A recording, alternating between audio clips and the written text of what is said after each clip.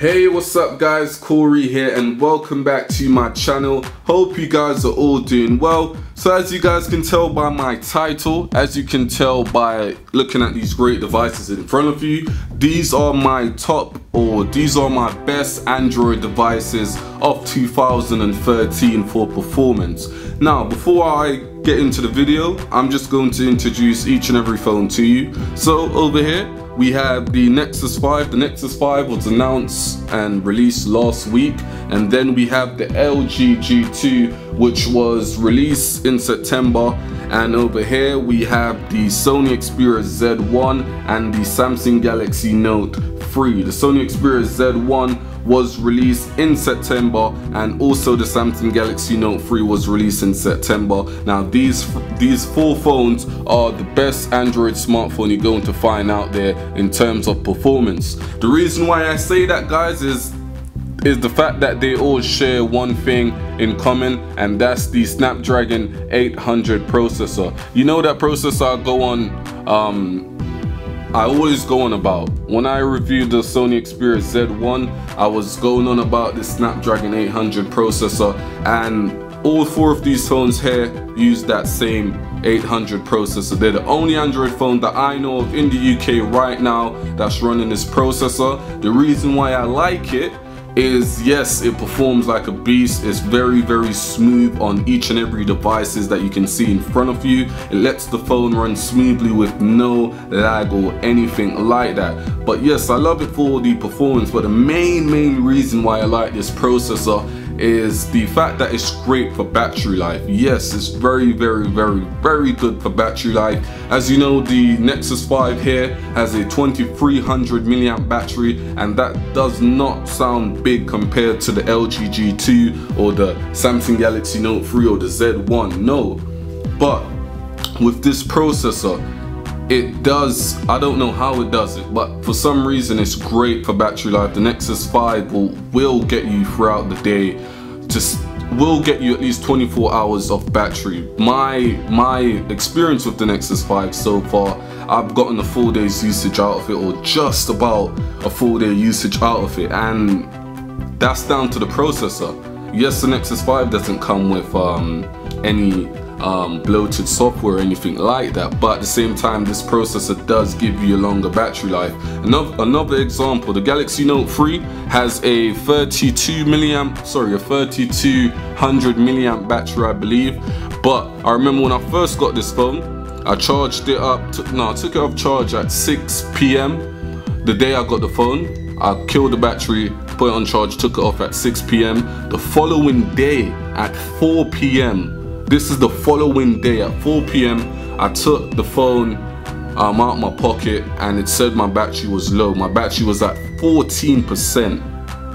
14%, and I'm always doing stuff on my phone. I'm either on YouTube all the time watching videos, watching tech videos. I'm either on Google Plus or Twitter or Instagram. I'm always doing something constantly on my phone. I'm always trying to customize my phone.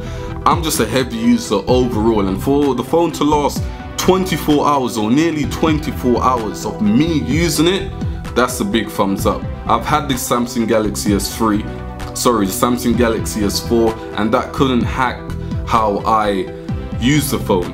The battery was dead half day throughout me using the phone. I'm a heavy user. Yes, if you're a light user or mid-range user, then it probably won't affect you as much. But for someone who's always constantly on their phone doing stuff, I'm always even when I got the Note 3, I'm always reading and stuff on the phone. I'm always trying to write up reviews on my phone. I'm always doing something on the phone. But with the Snapdragon 800 processor, the battery lasts with no problem. And if you have any of these phones, guys, you know what I'm saying is true. So let me just stop talking about my experience and leave all of your comments in the comment section. Let me know what your experience is with these phones. Okay, so what I'll do, I'll just run 2 benchmarks on these phones. I'll run the AnTuTu benchmark, and I'll also run the Geekbench on these 4 monsters of devices. So yeah, let's begin this. Boom, boom. So it doesn't matter which one starts first, all that matters is the end score. So let's see which one performs, or which one comes out with the best score. Let me know which phone you guys like. Do you like Nexus 5? Do you like the LG G2? Do you like the Sony Xperia Z1? Do you like the Samsung Galaxy Note 3? Let me know which phone you would prefer.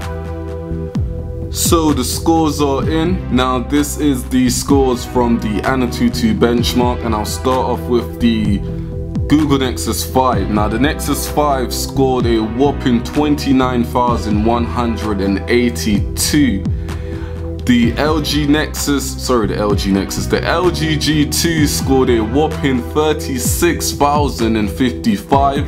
The Sony Xperia Z1 scored 34,803, and the Samsung Galaxy Note 3 scored 35,838. So the Samsung Galaxy, the LG G2 scored the highest out of all 4 of these devices, with the Samsung Galaxy Note 3 behind it, and the Sony Xperia Z1, and then the Samsung, there's so many phones in front of me, and then the Nexus 5 scored a 29,000. So guys, as you can see, all 4 of these devices are beasts. I believe the Nexus 5 didn't score as much because it's the only device running KitKat, and the AnTuTu benchmark is not really set up for KitKat. But at the same time, 29,182 is a very high score. But I'm very impressed with the LG G2. It's a beast, and the Sony Xperia Z1, they're all great devices. So what I'm going to do now, I'm going to run another test using the Geekbench and see how well all 4 of these phones perform on that as well. So yeah, let's skip to that. So now I'm going to run the Geekbench benchmark and see how well these 4 phones perform, and I'll jump straight to the end score rather than having you guys wait while these tests run. So let's see which one of these devices comes out with the highest score. So far the LG came out with the highest, running the AnTuTu benchmark with the Note 3 behind it. So let's see how well they perform using this benchmark.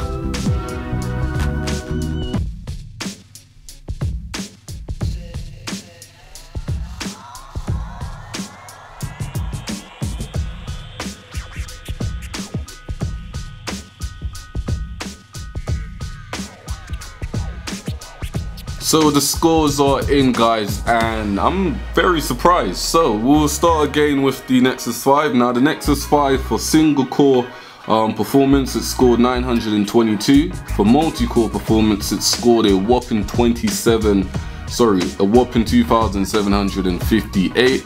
The LG G2 for single core scores 777, and for multi-core it scores 1,712. The Sony Xperia Z1 scores 926 for single core performance, and for multi-core performance it scores a whopping 2,749. And then the monster at the end scored 945 for single core, and then for multi-core performance it scored a whopping 2,990. So it's crazy. The Nexus 5 is one of the best in terms of single core and multi-core.